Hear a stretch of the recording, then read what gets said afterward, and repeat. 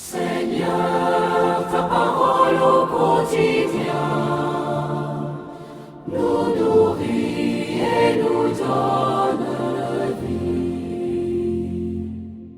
Seigneur, ta parole au quotidien nous nourrit et nous donne vie. Lecture du livre des Actes des Apôtres. Après avoir passé quelque temps à Antioche, Paul partit.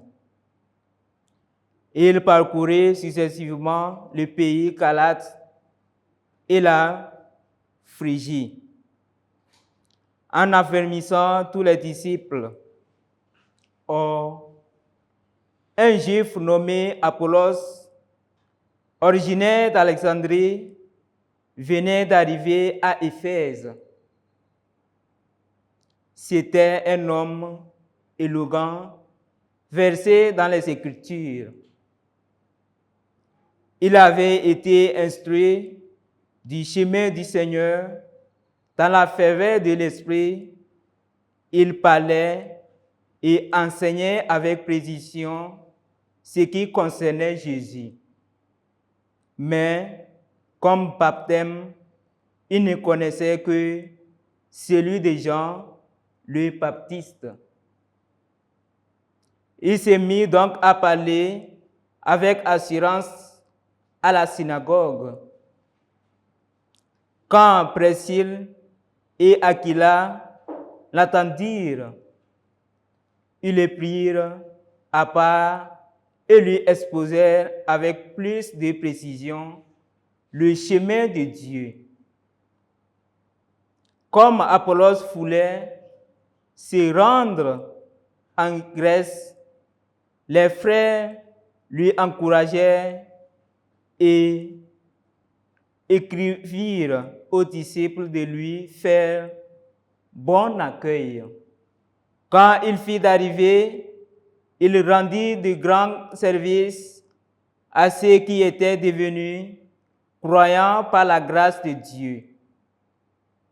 En effet, avec vigueur, il réfutait publiquement les chiffres, en démontrant par les Écritures que le Christ, c'est Jésus.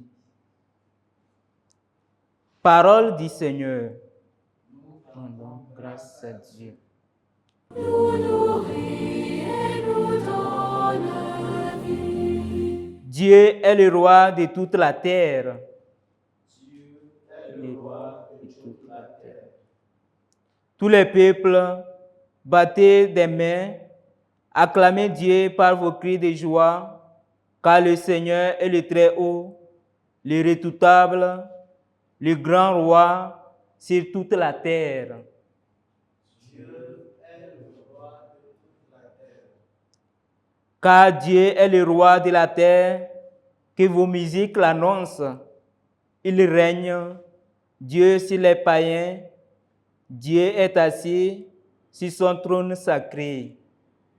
Dieu est le roi de toute la terre. Les chefs des peuples se sont rassemblés, c'est le peuple de Dieu d'Abraham. Les princes de la terre sont à Dieu qui s'élève au-dessus de tout. Dieu est le roi de toute la terre.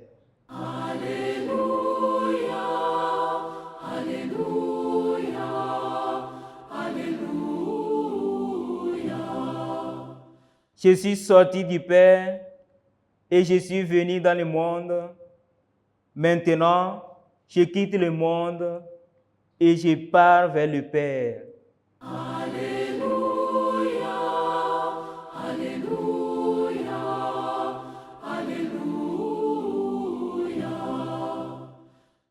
Évangile de Jésus-Christ selon Saint Jean. En ces temps-là, Jésus disait à ses disciples, « Amen, amen, je vous le dis, ce que vous demanderez au Père en mon nom, il vous le donnera. Jusqu'à présent, vous n'avez rien demandé en mon nom. Demandez et vous recevrez, ainsi votre joie sera parfaite. En disant cela, je vous ai parlé en image. L'heure vient où je vous parlerai sans image, et vous annoncerai ouvertement ce qui concerne le Père. Ces jours-là, vous demanderez à mon nom. Or, je ne vous dis pas ce que moi, je prierai le Père pour vous, car le Père lui-même vous aime, parce que vous m'avez aimé, et vous avez cru que c'est de Dieu que je suis sorti.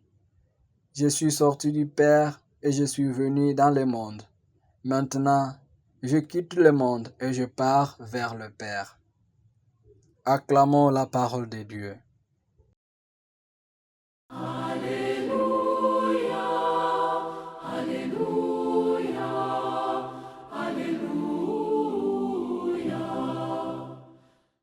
Chers frères et sœurs en Christ, beaucoup de chrétiens prient mais se découragent lorsqu'ils ne voient pas immédiatement de réponse. Aujourd'hui, en ce 6e samedi du temps de Pâques, Jésus nous enseigne la puissance de la prière faite avec foi et confiance.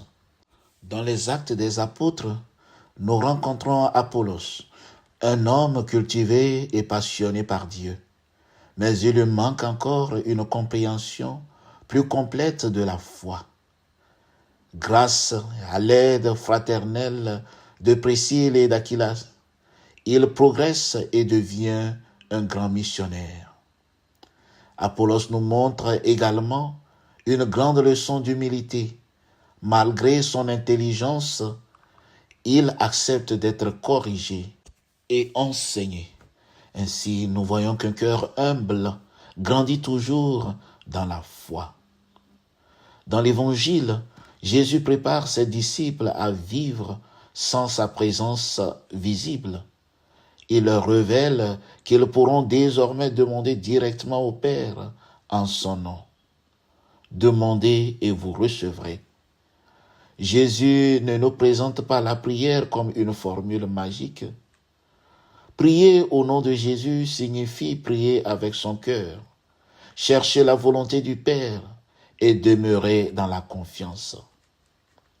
Souvent, nous voulons que Dieu réponde immédiatement selon nos plans, selon nos désirs, mais Dieu répond parfois autrement, ou encore plus tard, ou plus profondément que ce que nous n'avions imaginé.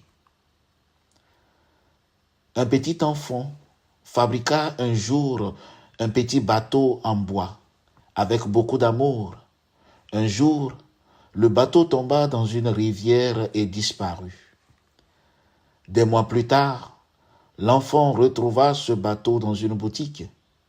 Il l'acheta avec toutes ses économies et dit : « Maintenant, tu es 2 fois à moi. Je t'ai créé et je t'ai racheté. » C'est exactement, chers frères et sœurs, ce que Dieu a fait pour nous. Il nous a créés, puis il nous a rachetés par le sang du Christ. Le Seigneur, en ce jour, nous invite à vivre dans la confiance filiale. Dieu n'est pas un Dieu lointain. Il connaît nos besoins avant même que nous parlions. Prions, chers frères et sœurs, avec foi, persévérance et humilité. Le Christ ressuscité marche avec nous, et aucune prière faite avec amour ne reste stérile. Que Dieu nous bénisse, qu'il entende nos prières. Amen.